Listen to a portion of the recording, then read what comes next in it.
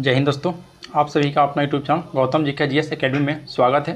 दोस्तों इस वीडियो में हम लोग बिहार दरोगा टारगेट बैच 2024 जो ज्ञान बिंदु जीएस एकेडमी संस्था द्वारा चलाया जा रहा है दोस्तों, जिसमें वर्दी लेकर रहेंगे 2.0 सीरीज में आप सभी का स्वागत है फिर से। जिसमें दोस्तों आज हम लोग सेट नंबर 2 देखने वाले हैं और इस सीरीज में दोस्तों सेट नंबर 1 आप नहीं देखे हैं तो हमारा यूट्यूब चैनल पर प्लेलिस्ट बनाकर डाल दिया गया है, वहाँ से आप लोग देख सकते हैं।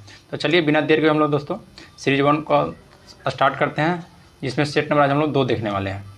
जिसमें दोस्तों पहला क्वेश्चन कह रहा है, ध्यान दीजिएगा कि भारत के सबसे दक्षिण में कौन सा जैवमंडल आरक्षित क्षेत्र स्थित है। तो दक्षिण में बोला दोस्तों तो याद रखिएगा अस्थामलाई। भारत के सबसे दक्षिण में दोस्तों अस्थामलाई जैवमंडल आरक्षित क्षेत्र स्थित है, याद रखना है।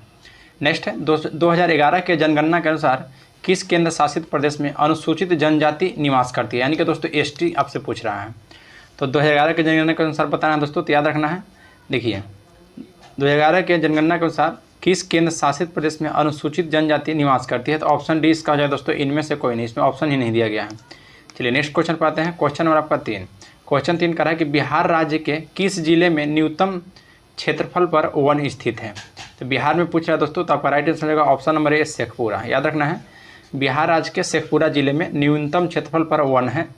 नेक्स्ट है कि निम्नलिखित में कौन सा चीन की मुद्रा है। तो चीन की मुद्रा याद रखना है दोस्तों आपका युआन है। चीन की मुद्रा कौन सी है, तो युआन। नेक्स्ट बात है कि निम्नलिखित में से कौन सा अरब सागर की नदियाँ नहीं है।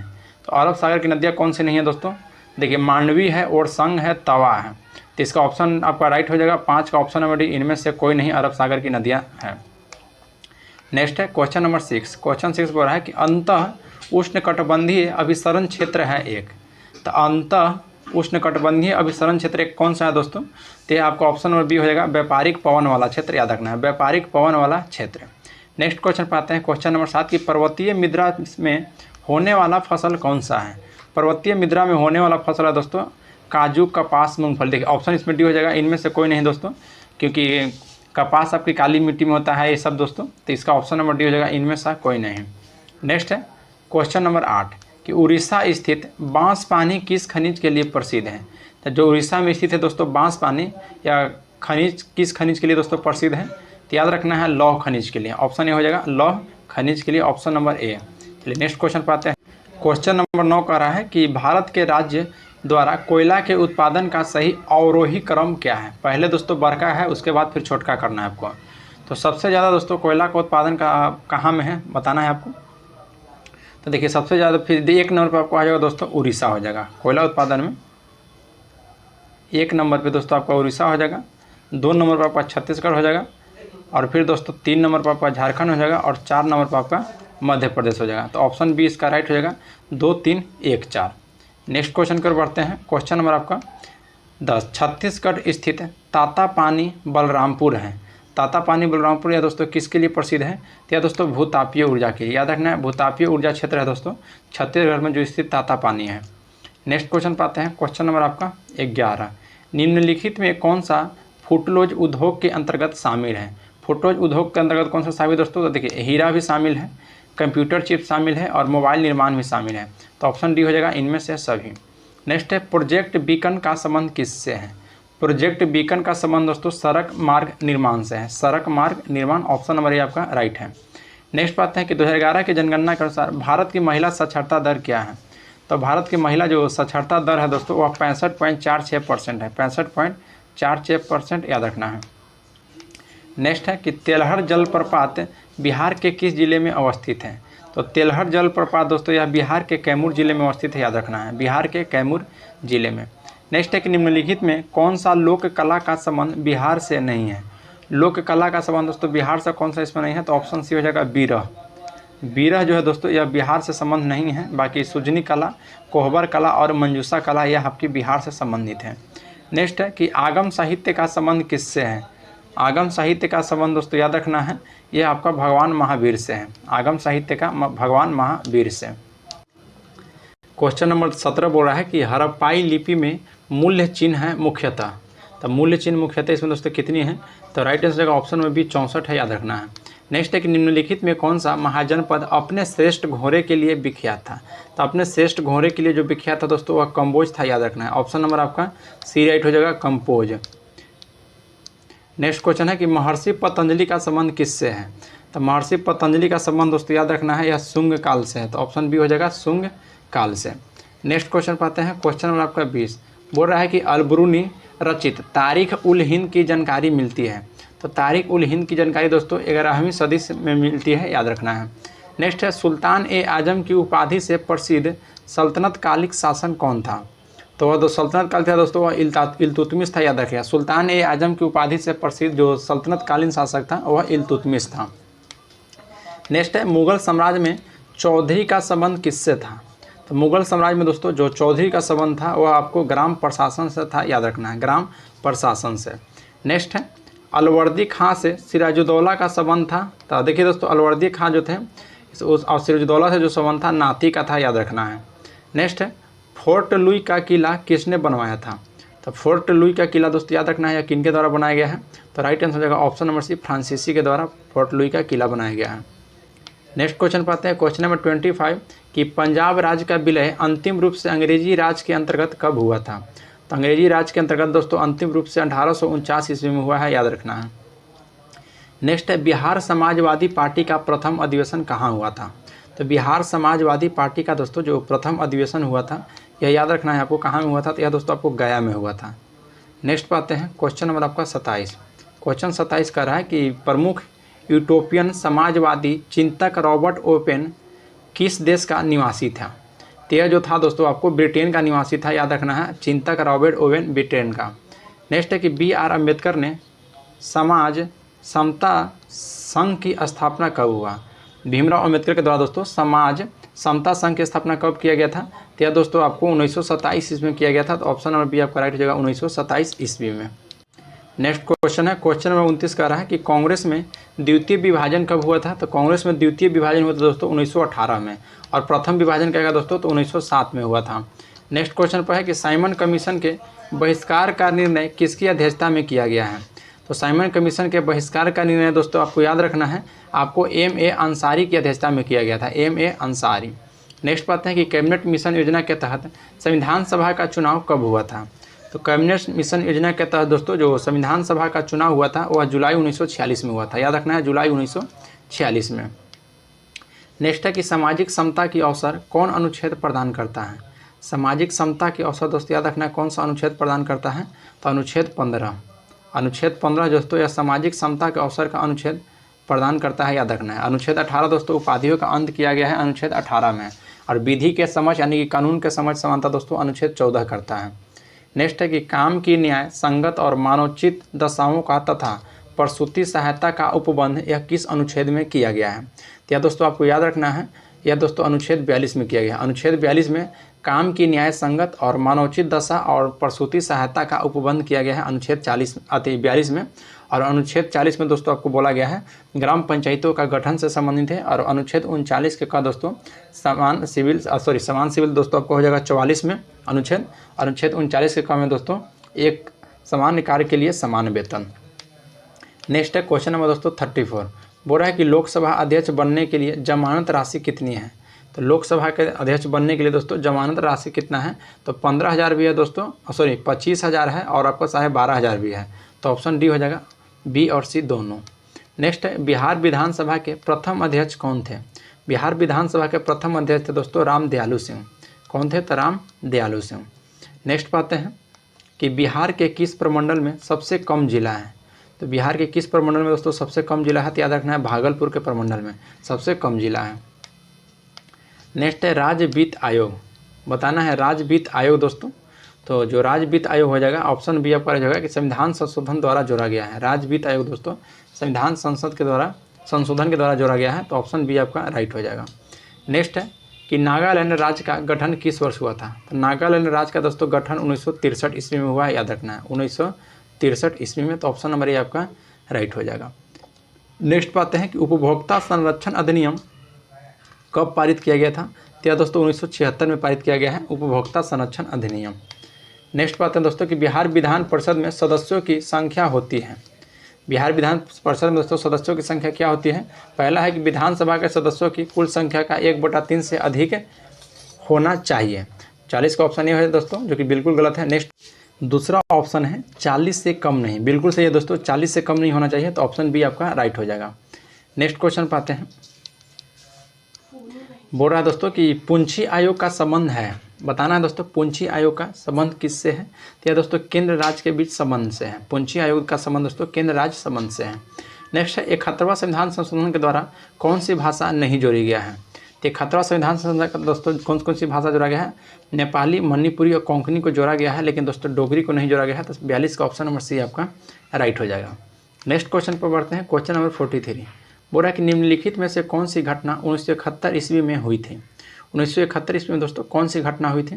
तो देखिए जो 43 का दोस्तों ऑप्शन ए है, लोक उपक्रम समिति का गठन, नहीं दोस्तों गलत है। पाकिस्तान के साथ लाहौर समझौता, हाँ।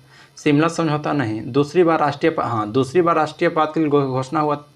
एक मिनट दोस्तों, दूसरी बार राष्ट्रीय आपातकाल की घोषणा तो आपको इसमें नहीं हुआ था। ऑप्शन इसका कोई सही नहीं होगा, क्योंकि दोस्तों अभी तक टोटल 8 बार राष्ट्रीय आपातकाल की घोषणा हो चुका है दोस्तों, आपातकाल लगा है।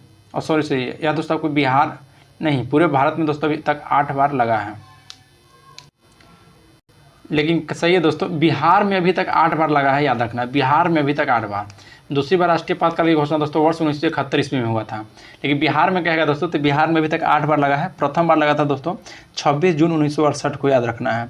और देखिए दोस्तों प्रथम बार लगा था 1968 में, फिर 69 में, फिर 72, 77, 80, 95, 99 और 2005 में। बिहार की बात कर रहे हैं। नेक्स्ट है कि आंगनबाड़ी केंद्र खोलने का आधार क्या है। तो आंगनबाड़ी केंद्र खोलने का आधार क्या है दोस्तों, तो 44 का ऑप्शन ये राइट हो जाएगा, जनसंख्या के आधार पर दोस्तों आंगनबाड़ी केंद्र खोला जाता है। नेक्स्ट पर है क्वेश्चन नंबर 45 कि निम्नलिखित में कौन सा तृतीय क्षेत्र में शामिल नहीं है। तो तृतीय क्षेत्र में दोस्तों कौन सा शामिल नहीं है, तो विद्युत जो है यह तृतीय क्षेत्र में शामिल नहीं है। नेक्स्ट है कि जीवन की भौतिक गुणवत्ता निर्देशांक प्रत्यागम की अधिकतम मूल्य होता है। तो अधिकतम मूल्य कितना होता है दोस्तों, तो 100 होता है, याद रखना है। नेक्स्ट पे आते हैं क्वेश्चन नंबर दोस्तों 47 कि राष्ट्रीय सांख्यिकी आयोग की स्थापना कब हुई थी। राष्ट्रीय सांख्यिकी आयोग की स्थापना दोस्तों कब हुआ था, तो वर्ष 2005 ईस्वी में, याद रखना है, वर्ष 2005 में। नेक्स्ट पाते हैं ग्रामीण क्षेत्र में निर्धनता का निर्धारण का आधार कितना कैलोरी होता है। तो कितना कैलोरी होता है दोस्तों, तो याद रखना है 2400 कैलोरी। नेक्स्ट है सरकारी क्षेत्र में सरकारी हिस्सेदारी को कम करना क्या कहलाता है। तो इसको क्या कहलाता है दोस्तों, तो ऑप्शन नंबर सी आपका राइट हो जाएगा। 49 का ऑप्शन नंबर सी दोस्तों बी निवेश कहलाता है, याद रखना है, बी निवेश। नेक्स्ट पे आते हैं क्वेश्चन नंबर दोस्तों 50 कि रिजर्व बैंक द्वारा रिवर्स रेपो दर पर कॉमर्शियल बैंक लोन प्राप्त की जाती है। तो कॉमर्शियल बैंक के लोन जो प्राप्त की जाती है दोस्तों, वह आपको याद रखना है अल्पकालिक अवधि के लिए। तो ऑप्शन 50 का बी आपका राइट हो जाएगा, अल्पकालिक अवधि के लिए। नेक्स्ट है कि विस्थापन समय ग्राफ की प्रवणता ढाल क्या बताती है। तो यह दोस्तों याद रखना है, आपको चाल बतलाएगा। क्वेश्चन नंबर 52 कह रहा है कि प्रकाशित तंतु में प्रकाश गमन करती है। तो प्रकाशित तंतु में जो प्रकाश गमन करती है दोस्तों वह वक्रीय रेखा में, किस रेखा में, तो वह वक्रीय रेखा में। नेक्स्ट है किसी व्यक्ति का पूरा प्रतिबिंब देखने के लिए एक समतल दर्पण का न्यूनतम ऊंचाई होती है। तो दोस्तों व्यक्ति की ऊंचाई की आधी होती है, याद रखना है, व्यक्ति की ऊंचाई की आधी होती है। तो 53 का ऑप्शन आपका सी राइट हो जाएगा।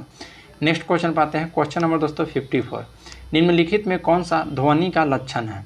ध्वनि का लक्षण कौन सा है दोस्तों, तो आपको देखिए तीव्रता भी है, तारत्व भी है और गुणवत्ता भी है। तो ऑप्शन डी हो जाएगा इनमें से सभी। नेक्स्ट है कि पृथ्वी की वायुमंडल गर्म होता है। पृथ्वी का वायुमंडल गर्म होता है दोस्तों संवहन विधि के द्वारा। तो 55 का आपका राइट हो जाएगा दोस्तों ऑप्शन नंबर बी, पृथ्वी का दोस्तों देखिए संवहन विधि के द्वारा दोस्तों नहीं, यह आपको विकिरण विधि के द्वारा। ऑप्शन सी हो जाएगा, पृथ्वी का वायुमंडल दोस्तों विकिरण विधि के द्वारा गर्म होता है। नेक्स्ट है कि नाभिकीय रिएक्टर में यूरेनियम का प्रयोग होता है। तो नाभिकीय रिएक्टर में दोस्तों यूरेनियम का प्रयोग यह किसके रूप में हम लोग करते हैं, तो दोस्तों ईंधन के रूप में नाभिकीय रिएक्टर का हम लोग प्रयोग करते हैं। नेक्स्ट क्वेश्चन पाते हैं क्वेश्चन नंबर आपका ट्रांजिस्टर में पीएनपी या एनपीएन अर्धचालक जुड़ा होता है। तो दोस्तों यह याद रखना है आपको, यह श्रेणी क्रम में जुड़ा हुआ रहता है, किसमें, तो श्रेणी क्रम में। नेक्स्ट है कि निम्नलिखित में से किस विधि द्वारा ऊन मिश्रित द्रव का पृथक्करण किया जाता है जिनके क्वथनांक में बहुत कम अंतर होता है। तो ऑप्शन डी आपका राइट है दोस्तों, प्रभावजी आसवन में, याद रखना है, प्रभावजी आसवन का। नेक्स्ट है कि सबसे अधिक क्रियाशील धातु कौन सा है। सबसे अधिक क्रियाशील धातु कौन सा है दोस्तों, तो राइट आंसर हो जाएगा ऑप्शन नंबर सी, सीजियम। याद रखना है, सबसे अधिक क्रियाशील धातु दोस्तों आपका सीजियम है। नेक्स्ट पाते हैं क्वेश्चन नंबर 60 कि सोडा लाइम किनका मिश्रण है। सोडा लाइम दोस्तों किसका मिश्रण है, तो 60 का आपका राइट आंसर हो जाएगा option number B, NaOH + CaO। NaOH plus दोस्तों CO। चलिए नेक्स्ट क्वेश्चन पाते हैं। क्वेश्चन नंबर दोस्तों आपका 61। क्वेश्चन 61 कहता है कि कार्बन डाइऑक्साइड गैस जल से अभिक्रिया कर क्या बनाता है। तो जल से अभिक्रिया कर दोस्तों यह कार्बोनिक अम्ल बनाता है, याद रखना है, कार्बोनिक अम्ल। नेक्स्ट पाते हैं कि प्रदूषण युक्त वायुमंडल को किसके द्वारा स्वच्छ किया जाता है। तो यह दोस्तों आपको ऑक्सीजन के द्वारा स्वच्छ किया जाता है, याद रखना है। नेक्स्ट है कि इमली में कौन सा अम्ल पाया जाता है। तो बताना दोस्तों इमली में कौन सा अम्ल पाया जाता है। तो राइट आंसर है दोस्तों ऑप्शन नंबर इसका, देखिए एसिटिक अम्ल नहीं, साइट्रिक अम्ल भी नहीं पाया जाता है। कौन सा अम्ल, तो आपका दोस्तों टार्टेरिक अम्ल पाया जाता है। तो ऑप्शन सी आपका राइट हो जाएगा, टार्टेरिक अम्ल, याद रखना है ऑप्शन सी। नेक्स्ट है कि रेयॉन किससे बनता है। तो रेयॉन जो बनता है दोस्तों यह सेलुलोज से बनता है। रेयॉन किससे बनता है, तो सेल्यूलोज से। नेक्स्ट है कोशिका की उत्पत्ति में मुख्य सृष्टिकर्ता के रूप में कौन भाग लेता है। तो केंद्रक। कोशिका की उत्पत्ति में दोस्तों मुख्य सृष्टिकर्ता के रूप में केंद्रक भाग लेता है, याद रखना है।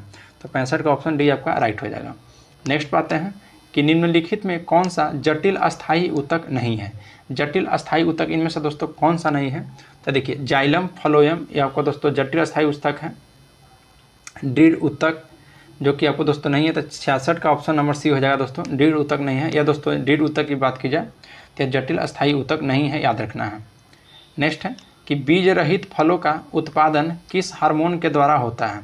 तो बीज रहित फलों का उत्पादन दोस्तों याद रखना है किस हार्मोन के द्वारा होता है। तो यह दोस्तों जिबरेलिन्स के द्वारा दोस्तों बीज रहित फलों का उत्पादन होता है। नेक्स्ट है कि निम्नलिखित में से कौन कवक जनित रोग नहीं है। तो कवक जनित रोग दोस्तों इसमें से कौन सा नहीं है। तो धान का अंगमारी रोग, देखिए 68 का जो ऑप्शन है दोस्तों धान का अंगमारी रोग जो की बात की जाए तो यह दोस्तों आपको जीवाणु के द्वारा होता है, यानी कि बैक्टीरिया के द्वारा होता है दोस्तों धान की अंगमारी रोग, याद रखना है। तो ऑप्शन नंबर 68 का ये हो जाएगा दोस्तों जो कि यह कवक जनित रोग नहीं है। नेक्स्ट क्वेश्चन पाते हैं। क्वेश्चन नंबर 69 परिस्थितिकी अध्ययन है। तो परिस्थितिकी में दोस्तों हम लोग किसका अध्ययन करते हैं। तो जीवधारियों एवं उनके आवास के बीच का। तो ऑप्शन ए आपका राइट हो जाएगा। नेक्स्ट पाते हैं क्वेश्चन नंबर दोस्तों 70। देखिए क्वेश्चन 70 क्या कहता है, ध्यान दीजिएगा कि पीत का पीएच मान कितना होता है। तो पीत का पीएच मान दोस्तों 8.7 होता है, याद रखिएगा, क्योंकि यह दोस्तों पीत जो है क्षारीय है। नेक्स्ट है कि एलिसा जांच किस रोग की पहचान करता है दोस्तों। तो एलिसा जांच दोस्तों एड्स के लिए कराया जाता है। तो 71 का ऑप्शन नंबर आपका डी राइट हो जाएगा, एड्स के लिए। नेक्स्ट है कि रक्त में आरबीसी की बढ़ने से कौन सी स्थिति बन जाती है। तो देखिए दोस्तों रक्त में अगर आरबीसी की संख्या दोस्तों लगातार आपको बढ़ रही है तो बढ़ने से दोस्तों आपको पॉलीसाइथेमिया हो जाएगा, पॉलीसाइथेमिया, याद रखना है। रक्त में आयरन की कमी से दोस्तों एनीमिया रोग होता है। नेक्स्ट है कि राइनोस्कोप की जाँच करने का एक उपकरण है। तो राइनोस्कोप की जांच करने का दोस्तों एक उपकरण कौन सा है। तो आपका नाक हो जाएगा। राइनोस्कोप की जांच करने का उपकरण कौन सा है, तो नाक का। भारत रत्न विजेता भीमसेन जोशी का संबंध किससे है। तो भीमसेन जोशी, देखिए भीमसेन जो जोशी थे दोस्तों यह एक दोस्तों कला से इनका संबंध नहीं था। तो ऑप्शन ए आपका राइट हो जाएगा। नेक्स्ट है कि संयुक्त राष्ट्र संघ के सुरक्षा परिषद में कितने अस्थायी सदस्य होते हैं। याद रखना दोस्तों कितने अस्थायी सदस्य होते हैं। तो बी यानी ऑप्शन 10 हो जाएगा दोस्तों, बी ऑप्शन नंबर बी 10 होते हैं। रेड क्रॉस की स्थापना का उद्देश्य दोस्तों क्या था। रेड क्रॉस स्थापना का उद्देश्य दोस्तों आपका यही था कि युद्ध का विपदा के समय राहत दिलाना। तो ऑप्शन नंबर आपका बी राइट हो जाएगा 76 का। नेक्स्ट क्वेश्चन पाते हैं। क्वेश्चन नंबर आपका 77। हिंद चीन के अंतर्गत निम्न में से कौन सा देश आता है। तो हिंद और चीन, देखिए हिंद चीन के, तो याद रखना दोस्तों वियतनाम आता है हिंद चीन के अंतर्गत। राइट्स ऑफ मैन किसकी रचना है। तो राइट्स ऑफ मैन दोस्तों आपको टॉमस पेन की रचना है, याद रखना है, टॉमस पेन। नेक्स्ट है कि गुप्तचर पुलिस गेस्टापो का संगठन किया गया था। तो गेस्टापो का संगठन दोस्तों हिटलर के द्वारा किया गया है, याद रखना है। नेक्स्ट पाते हैं। देखिए दोस्तों यहाँ मैथ है आपका, मैथ आप लोग बना लीजिएगा दोस्तों। अच्छा आंसर आपको बता देते हैं दोस्तों, यहाँ से आप लोग मैथ बना लीजिएगा। देखिए क्वेश्चन 80 है दोस्तों कि y का 20%, 20 का 20% हो तो 20। देखिए यदि y का 20% तो इसको कैसे बनाएंगे दोस्तों। ध्यान देखिए y का 20%, देखिए इसमें लिखने में उतना नहीं बनता है दोस्तों, तो ऐसे करके बना सकते हैं 20%, फिर इसका का हो जाएगा गुना दोस्तों, फिर 20/100 आपका हो जाएगा। अब बराबर 20 हो तो y का मान आपसे पूछ रहा है दोस्तों। तो यहाँ पे देखिए 1 0 2 0 में यहाँ 2 0 खत्म हो जाएगा दोस्तों, फिर 2 से यहाँ आपका हो जाएगा, यहाँ पे 100 था तो आपका दोस्तों 50 हो जाएगा, 20 × 100 हो जाएगा। इस करके दोस्तों आपको बना लेना है। तो 80 का आपका राइट आंसर हो जाएगा ऑप्शन नंबर डी दोस्तों, 500 हो जाएगा। नेक्स्ट दोस्तों क्वेश्चन नंबर 81। देखिए क्वेश्चन 81 का रहा तो क्वेश्चन 81 का ऑप्शन आपका सी राइट हो जाएगा। आपको हम आंसर यहाँ बता दे रहे हैं, आप लोग स्क्रीनशॉट लीजिएगा, उसके बाद इसको बना लीजिएगा। फिर क्वेश्चन दोस्तों आपका 82 है। तो 82 का आपका ऑप्शन नंबर सी 9:7। 83 पाते हैं दोस्तों, देखिए क्या 83 का आपका हो जाएगा ऑप्शन नंबर ए दोस्तों। 85 की बात की जाए, 85 आपका रीजनिंग है दोस्तों, तो 85 का ऑप्शन आपका ए हो जाएगा। फिर आपको हम लोग रीजनिंग भी 85 है दोस्तों, तो 85 का भी ऑप्शन आपका ए ही होगा। 84 85 ऑप्शन ये है दोस्तों। फिर आपका ए रीजनिंग है 86, तो 86 का आपका राइट हो जाएगा दोस्तों option number D, option D यानी कि 4 है, चौधरी चरण सिंह दोस्तों। नहीं 4 दोस्तों, ऑप्शन डी हो जाएगा, सभी 5। चलिए नेक्स्ट है दोस्तों क्वेश्चन नंबर 87। एक क्वेश्चन 87 का रहा है कि समाचार की सुर्खियों में रहा चुशुल क्षेत्र निम्नलिखित में से किस राज्य संघ शासित केंद्र शासित क्षेत्र में अवस्थित है। संघ शासित वही हुआ दोस्तों, तो 87 का ऑप्शन डी आपका राइट हो जाएगा, लद्दाख याद रखना है। नेक्स्ट है कि समाचार की सुर्खियों में रहा व्यास जी का तहखाना किस शहर में स्थित है। तो व्यास जी का जो तहखाना था दोस्तों यह वाराणसी में अवस्थित था, वाराणसी में। नेक्स्ट पर आते हैं क्वेश्चन नंबर 89 कि निम्नलिखित में से किस राज्य की सरकार ने भैंसों एवं बुलबुल की प्रारंभिक लड़ाई की अधिकृत तौर पर फिर से प्रारंभ करने की पहल प्रारंभ की है। तो 89 का ऑप्शन डी हो जाएगा दोस्तों, असम याद रखना है। नेक्स्ट पर आते हैं क्वेश्चन नंबर आपका 90 कि 66वें ग्रैमी अवार्ड 2024 में निम्नलिखित में से किस एल्बम ऑफ द ईयर सम्मान प्रदान किया गया है। तो दोस्तों याद रखना है कि अमेरिकी गायिका टेलर स्विफ्ट मिडनाइट के लिए मिला था, तो ऑप्शन ए आपका राइट हो जाएगा। क्वेश्चन नंबर दोस्तों 91 का रहा है कि समान नागरिक संहिता अपनाने वाला देश का पहला राज्य स्वतंत्रता के बाद कौन से है। तो 91 का आपका राइट हो जाएगा दोस्तों, ऑप्शन नंबर बी उत्तराखंड याद रखना है। नेक्स्ट है कि भारत सरकार ने किस देश की सीमा से लोगों की वीजा युक्त आवाजाही पर प्रतिबंध लगा दिया गया था। तो यह दोस्तों म्यांमार पर याद रखना है। नेक्स्ट है क्वेश्चन नंबर 93 कि फरवरी 2024 के मध्य में प्रधानमंत्री नरेंद्र मोदी के द्वारा विश्व में कहाँ बोचन सावनी अक्षर पुरुषोत्तम स्वामी नारायण संस्था द्वारा निर्माण कराए गए हिंदू मंदिर का उद्घाटन किया गया है। तो दोस्तों याद रखना है अबू धाबी में, संयुक्त अरब अमीरात में। अबू धाबी जो कि संयुक्त अरब में अमीरात में पड़ता है, याद रखना है। नेक्स्ट पर आते हैं क्वेश्चन नंबर आपका 94 बोल रहा है आपका कि ट्रांसपेरेंसी इंटरनेशनल द्वारा जारी भ्रष्टाचार बोध सूचकांक 2023 में भारत का स्थान दोस्तों केवां है। तो भारत का स्थान इसमें दोस्तों 93वां था, याद रखना है। नेक्स्ट है कि ओडिसीएस नामक एक अंतरिक्ष यान अभी हाल ही में चंद्रमा के दक्षिणी ध्रुव पर उतरा है। यह यान किस देश के वाणिज्यिक यान है। तो यह यान जो था दोस्तों आपका संयुक्त राज्य अमेरिका का वाणिज्यिक यान था, याद रखना है। नेक्स्ट पाता है कि निम्नलिखित में से किस भारतीय को ब्रिटेन के सम्राट चार्ल्स तृतीय द्वारा नाइटहुड से सम्मानित किए जाने की घोषणा फरवरी 2024 में की गई है। तो यह दोस्तों सुनील भारती मित्तल को नाइटहुड की उपाधि मिल रहा है दोस्तों। नेक्स्ट है कि 25 फरवरी 2024 को प्रधानमंत्री नरेंद्र मोदी के द्वारा उद्घाटन किया गया सुदर्शन सेतु निम्नलिखित में से कहाँ स्थित है। तो सुदर्शन सेतु दोस्तों यह आपको याद रखना है, आपको ओखा यानी कि गुजरात में अवस्थित है। नेक्स्ट है दोस्तों कि भ्रष्टाचार के आरोप में घिरी किरू जल विद्युत परियोजना निम्नलिखित में से किस नदी पर स्थित है। तो राइट आंसर हो जाएगा दोस्तों ऑप्शन नंबर सी, चिनाब याद रखना है, चिनाब। नेक्स्ट बात है कि पानी के नीचे देश की पहली मेट्रो रेल किस शहर में संचालित है। तो पानी के नीचे का दोस्तों तो आपको हो जाएगा 99 का right answer option number A, Kolkata में, याद रखना है। नेक्स्ट बात है देखिए स्टेट का दोस्तों लास्ट क्वेश्चन है कि 10 फरवरी मार्च 2024 में निम्नलिखित में से किस शहर में गंभीर जल संकट उत्पन्न हुआ है। तो याद रखना दोस्तों ये कहाँ में हुआ है। तो 100 का आपका right answer option number C, Bengaluru Karnataka में। बेंगलुरु कर्नाटक में दोस्तों गंभीर जल संकट यहाँ पर उत्पन्न हो गया था। तो ऑप्शन नंबर सी आपका राइट हो जाएगा। देखिए दोस्तों इस सेट में टोटल 100 क्वेश्चन हम लोग देखें। आप लोगों को वीडियो अच्छा लगा होगा तो लाइक जरूर कीजिएगा, और हमारे यूट्यूब चैनल पर पहली बार आए हैं तो चैनल को सब्सक्राइब कर लीजिए और बेल आइकन को प्रेस कर लीजिए दोस्तों कि कोई भी नोटिफिकेशन हो सबसे पहले आपके पास पहुंच जाए। देखिए दोस्तों इस सेट में डिस्कशन हम लोग इसलिए लाए कि पिछला वीडियो जब डाले थे तो कुछ लोग को बताया गया था सर वीडियो लॉन्ग चला गया है, तो डिस्कशन करेंगे तो वीडियो लॉन्ग जाएगा ही जाएगा। तो इसमें दोस्तों डिस्कशन इसमें नहीं लाए हैं। तो चलिए आज के लिए इतना ही, मिलते हैं आपसे नेक्स्ट क्लास में। जय हिंद दोस्तों।